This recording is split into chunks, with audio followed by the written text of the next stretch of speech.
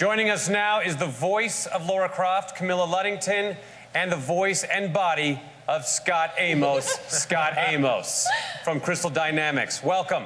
Thank you. Thank you. How are you? Guys, so cool announcement. There was some buzz online today about it. Tomb Raider, which was up for Game of the Year, is coming to next-gen platforms pretty soon in end of January. So PlayStation 4, Xbox One. Scott, I think people saw the trailer, but they want to know what's different about this. Tell us what makes this a definitive edition.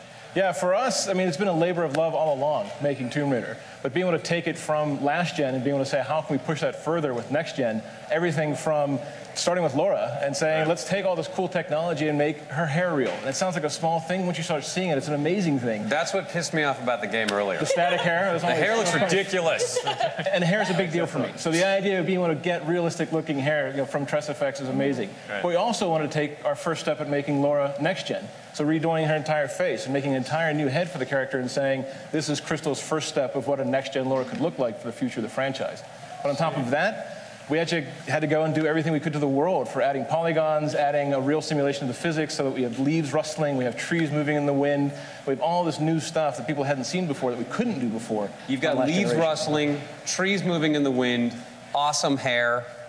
I don't need anything else. Absolutely. Well, then you don't want all the other DLC that would come with it. Everything is wrapped into the package. The thing I will say is, some gamers will probably hear about this and say, like, oh, is this just a port of the game? And it's I know Crystal, like, you guys actually personally handle this, and is this sort of almost a tease of kind of what the engine will look like for what we would assume would be the next-gen Tomb Raider? I would say it's a start, right? It's really our first step into next-gen as Crystal. So being able to do this, we couldn't do it alone. We actually had two other partner studios join with us almost a year ago. Nixies, who we'd worked with a long time, even since the Legacy of Kain days, and then United Front Games, who had worked with Square for Sleeping Dogs. So we actually had two other studios, plus a core team at Crystal, building this thing over the last year. So it was a really big effort for us.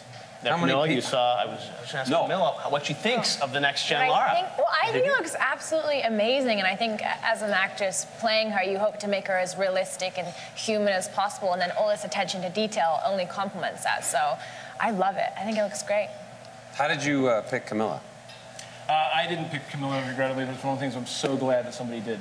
It was the perfect fit for our game. Well, she had to go through like the motion capture. I mean, it's an involved process now, Joel, for the game that you're going to be starring in, my game, the Joel McHale game. It's coming out later this year. Soon. I can't wait. Yeah, it's on iOS. Hair's flowing, Beautiful. Leaves rustling. My outfit's made of leaves.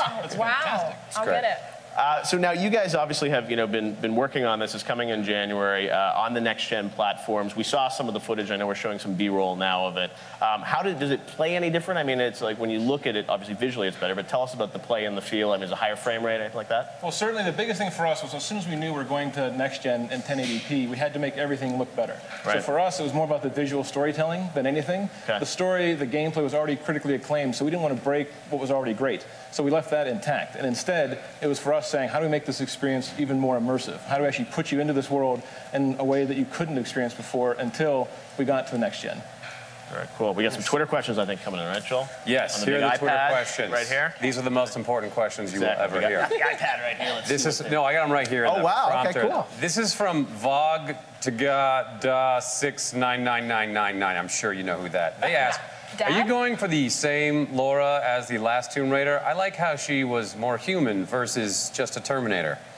I guess we kind of answered that. Nice. Screw that one. Rico Case 1, which I'm sure you know as well, asked, will the next-gen version of the game have a 3D option like the PC version? So for Tomb Raider Definitive Edition, no. Right now, for us, it was just our first steps into next-gen. So for what we're putting out in January, it was really learning the systems, figuring out how we can take Tomb Raider on there, and just basically our first steps towards You got that, Rico? So relax.